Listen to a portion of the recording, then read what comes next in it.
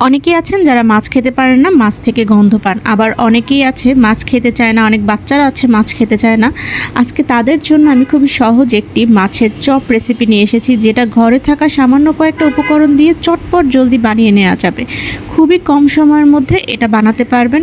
এই ধরুন 10 থেকে 15 মিনিট, হ্যাঁ ঠিকই শুনেছেন, 10 থেকে 15 মিনিটের মধ্যেই। হে এভরিওয়ান, আসসালামু আলাইকুম, this is Noor from Joha Noor. আজকে আমি আপনাদের সাথে খুবই সহজ একটি মাছের চপের রেসিপি শেয়ার করতে যাচ্ছি। এজন্য আমি প্রথমেই নিয়ে নিয়েছি টুনা ফিশ। টুনা ফিশ আমরা কম বেশি সবাই চিনি, টুনা ফিশের গুণাবলী তো আমরা সবাই মোটামুটি জানি।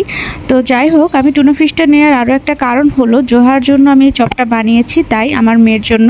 আর টুনা ফিশের মধ্যে কাঁটা খুবই কম, তারপরেও খুব সাবধানে কাঁটাগুলো বেছে নিতে হবে। দেখতেই পাচ্ছেন আমি এর মধ্যে একটা বড় সাইজের আলু সিদ্ধ করে নিয়েছি, আর টুনা ফিশটাকে আমি ভালো করে সিদ্ধ করে নিয়েছি।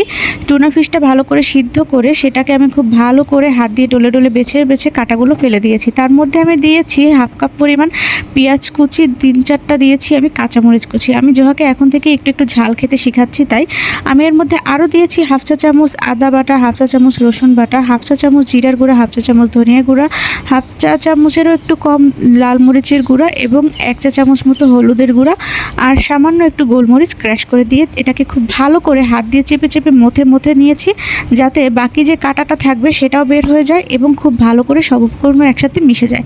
আর আমি একটা ডিমকে ফেটিয়ে নিয়েছিলাম, সেখান থেকে আমি 2 চা চামচ পরিমাণ দিয়ে দিয়েছি।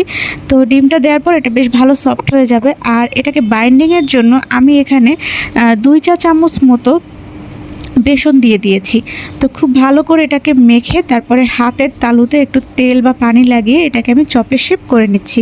দেখতেই পাচ্ছেন খুবই সামান্য উপকরণ দিয়ে, ঘরে থাকা সব উপকরণ দিয়ে এই চপগুলোকে খুব সহজেই বানানো যাচ্ছে। আমি আবারও বলছি, আমি আলু দিয়েছি কিন্তু একটা সিদ্ধ আলু, হাফ কাপ পেঁয়াজ কুচি, 2-3টা কাঁচামরিচ কুচি, হাফ চা চামচ আদা রসুন বাটা, আর চিমটি পরিমাণে দিয়েছি আমি মরিচের গুঁড়া, গোলমরিচের গুঁড়া, 1 চা চামচ দিয়েছি আমি হলুদের গুঁড়া, তারপরে হলো হাফ চা চামচ ধনিয়া গুঁড়া, হাফ চা চামচ জিরার গুঁড়া।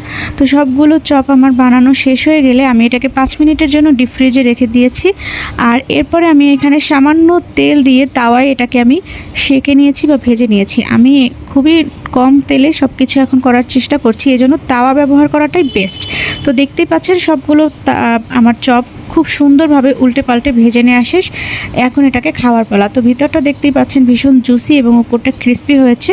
এভাবে করে ভাজলে তাওয়াতে আপনি দেখবেন খুবই সুন্দরভাবে এটা তেল কম লাগে এবং খুব ভালোভাবে পারফেক্টলি ভাজা হয়। তো আজকের ভিডিওটা এই পর্যন্ত। কেমন লাগলো অবশ্যই তা কমেন্ট করে জানাবেন। আল্লাহ হাফেজ।